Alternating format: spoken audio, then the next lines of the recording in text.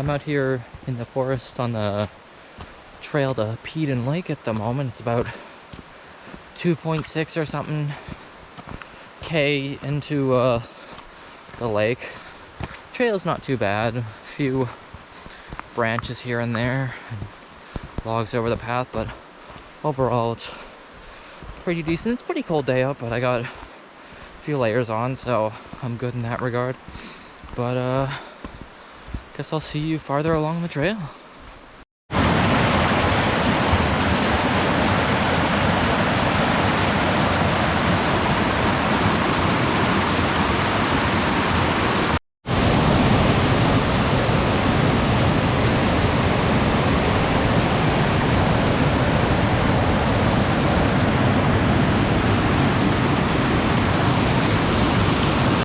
I've got that waterfall behind me. You probably can't see it now, but you can definitely hear it. I totally was not expecting to even see that. Like, I haven't done the trail in so long, and like, wow, I was just blown away. Like, so beautiful. So I'm currently hiking along the flow line. This was how they got water from the reservoir back in the day, but it hasn't been used in years. But not much of a gap for my feet, and the trail, as you can see, it's pretty skinny, and there's some big drops, but it's a fun way to get around Sooke. Definitely something I tried once before and was a little terrifying, but get to see cool places that the trails don't normally go. So I got these Keen hiking boots. They're the Keen Tarky 3s yesterday, and at first, because I needed a new pair of hiking boots because the ones I had did not fit and they're just kind of meh. I thought I'd be getting blisters by now because they're brand new, but so far they seem really good.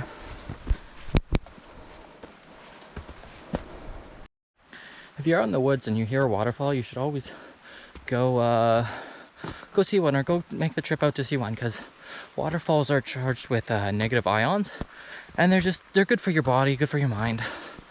I definitely suggest looking negative ions up, but go sit there for a minute, 5 minutes, 10 minutes, and you'll probably feel better. Maybe not. You definitely can't fix everything, but just put you in a great state for the day. So go check out a waterfall.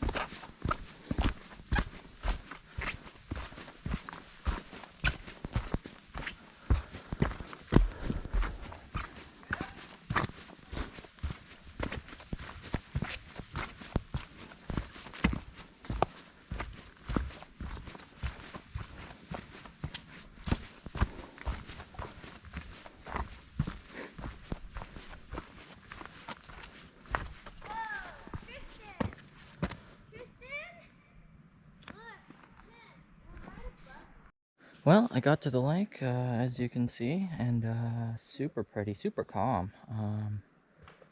Yeah, it's a good hike in, and I'll have lunch and then hike out.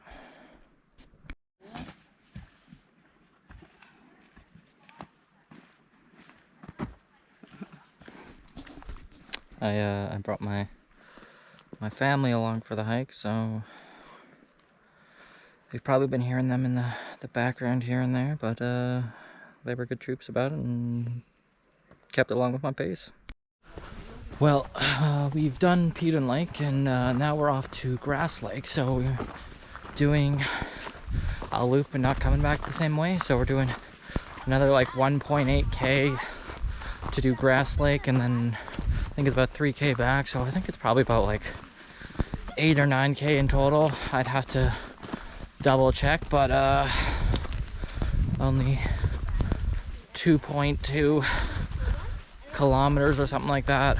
I think the sign just said to Grass Lake, so not too bad, but I think I'll definitely need a shower when I get home. Well, yeah, there's quite a bit of stuff blocking the trail back there, but it's not too bad overall.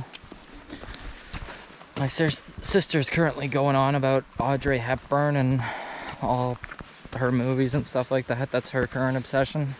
So I'm listening to that as I try to get my hike on and just enjoy the wilderness. But she loves to talk, so she's talking my mom's ear off as usual. But the trail's pretty nice. It's not too mucky. There's definitely parts where we're almost walking through like a stream, but overall it's pretty good. We got a stream down there. I'm not sure how well you can see it, but there we go. Again, kind of hard to see, but just beautiful foliage, and it's decently cold out too, so it's like a beautiful day to hike, just because I'm not dying of overheating and stuff like that. But looks like I just came up on a bridge actually, so that's kind of cool. Definitely never dismount and walk your bicycles and no horses, but it's a nice little bridge. Well, I've had quite a bit of elevation gain since I turned the camera on last, and had to delayer again because it's definitely a bit of a trek going up some of these hills. It's definitely warming me up quite a bit, even though I literally just said, oh, it's cold, I can wear my sweater. But yeah, I'm currently walking through a stream pretty much up whatever this trail is. I think it's the Lake Connector Trail or something like that. But yeah, my hiking boots are still holding up well, so just plodding along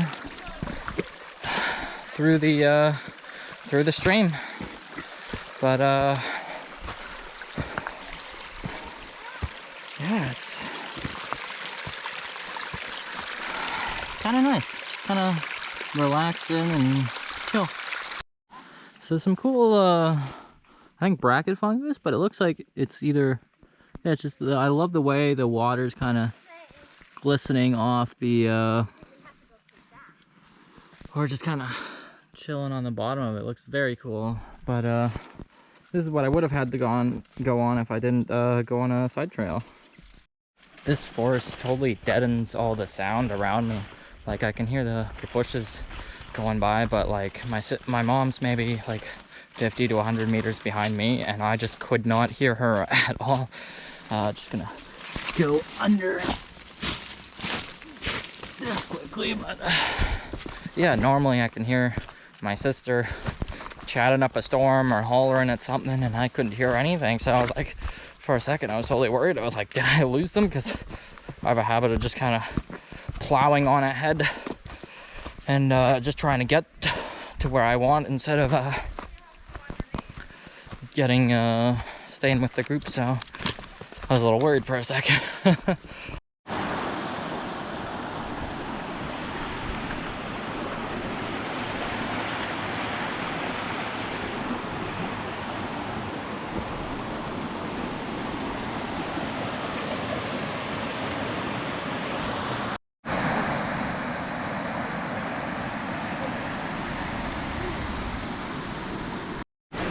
Well, we made it to Grass Lake. It's there. It's just kind of cold and wet. Not much to see, but you know, another lake in the books. So yeah, but it's good to finally check it out because I've never been here before. So I was talking to a man on the trail earlier today, and he was saying that the slugs actually eat these mushrooms, and what they do is they sit on top of the mushroom, and then they just kind of, they have this little raspy tongue that just kind of gnaws away at it. So I'm pretty sure this is another mushroom that a slug's been eating.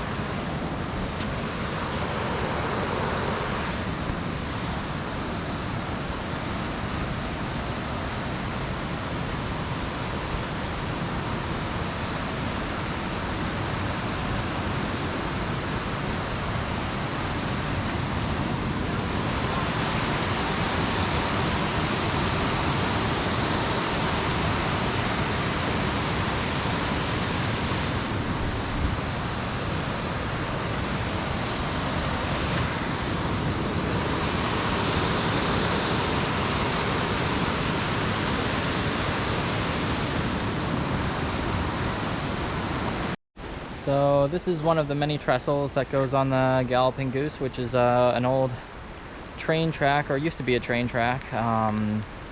That's now been converted into a trail, but there used to be a train that went like all the way up the island pretty much. But yeah, it's pretty cool. It's the Todd Creek Trestle, so it's bridging the gap. The historic Todd Creek Trestle, made of Douglas fir, was constructed in 1918. Countless trains thundered across the trestle until the 1970s. Douglas fir was abundant and had the strength to withstand the stress of long loaded trains, west coast windstorms, and weather. Todd Creek Trestle is a living reminder of the past engineering feats and the endurance of Douglas fir. And that's the kind of the map where we are. It's 26 meters in height, I guess.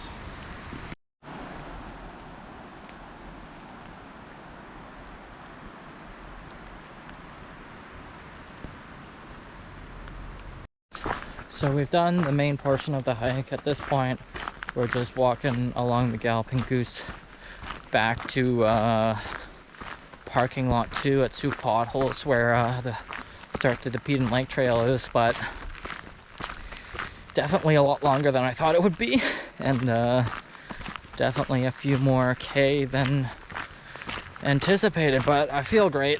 A little tired, but that's to be expected.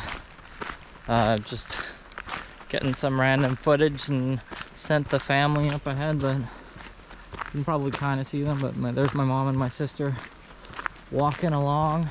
She's pretty, my sister's pretty tired, but she'll get over it. She's got lots of energy. But yeah, this rain, it's not too bad. Like, it could be raining a lot worse, and it's just kind of here to cool me down a bit, so it's not too bad. I got my Patagonia H2No on, and it's keeping me super dry.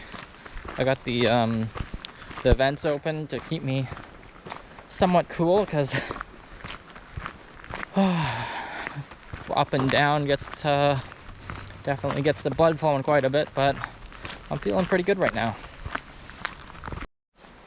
So I was walking along, and I saw this randomly in the rock face. I thought that was pretty funny. Just randomly along the trail. Some remnants of the old train track, but yeah, it's just, thought it was pretty funny that it's just randomly there. I guess someone had a hankering for writing or graffitiing or whatever you want to call it, but you never know what you'll find in the woods. Well, we made it back. This is an old train stop that used to be here when that they used to use when the trains went through here, but now it's just a little shelter that you can use to hide from the rain. But it's kind of neat. A little piece of history that slowly rotting away, but still here for now.